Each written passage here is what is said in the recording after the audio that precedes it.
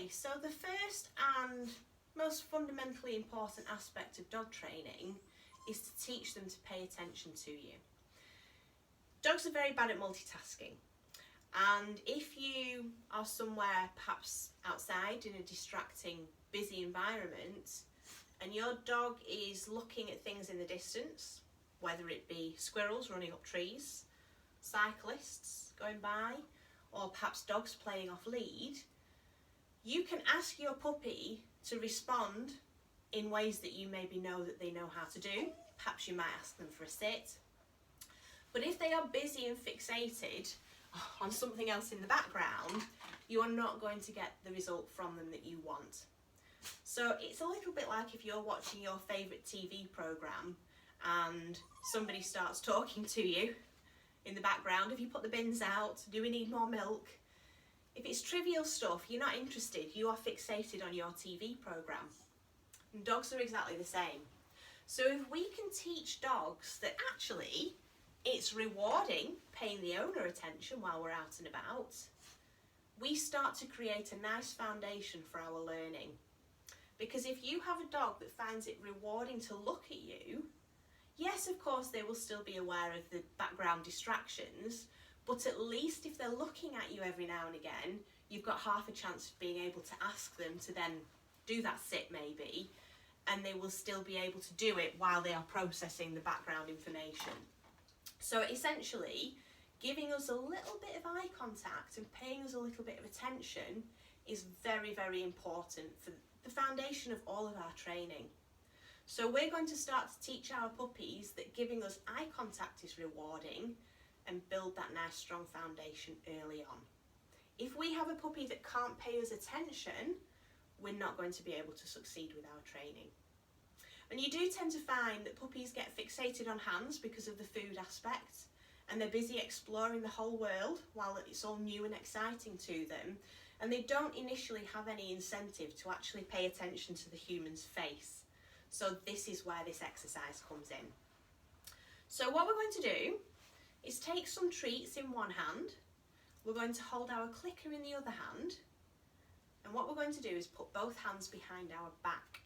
Because if you are stood here with your hands on show, your dog will be paying more attention to your hands, because obviously that's where the food is, that's the good stuff, and they won't want to draw their attention away up to your face. I normally recommend standing up for this exercise if you can do, because it means that it's easier for you to see where your puppy is looking. Whereas if you're down on the floor with them, sometimes it can be hard to differentiate between looking at your hand and looking at your face. So if your puppy's a bit distracted and they're not in the zone like Amber already is, just let them have a good sniff of the food to get them really interested, and then food and clicker behind your back. If your puppy looks up at your face, you're going to click and drop them a treat. So the puppy knows that we've got food, they should start to problem solve, providing it's food that they like. And if they look up at your face, which Amber's doing very nicely, you're going to give them a click to pinpoint that nice desired behaviour and throw them a treat. So there's no verbal command for this initially. If your puppy starts to problem solve and they look up at your face, just for a very, very brief nanosecond, give them a click and then throw them a treat. So if your puppy is still learning about retrieving food off the floor, make it really obvious where you're placing the food. So hand down to the floor and let go of the food on the floor. You can be quite dramatic about it if you want to, because very often if you just drop the food, a young puppy won't be able to find it and you'll have to go and show them where it is. So make it very, very clear. Place it down and then stand back up.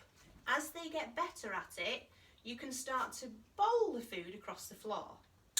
So hand down to the floor so that they see where the food is starting from, and then bowl it across the floor. So as I say, the important thing with this is have your hands behind your back. Anytime your puppy looks at you, give them a click and a treat.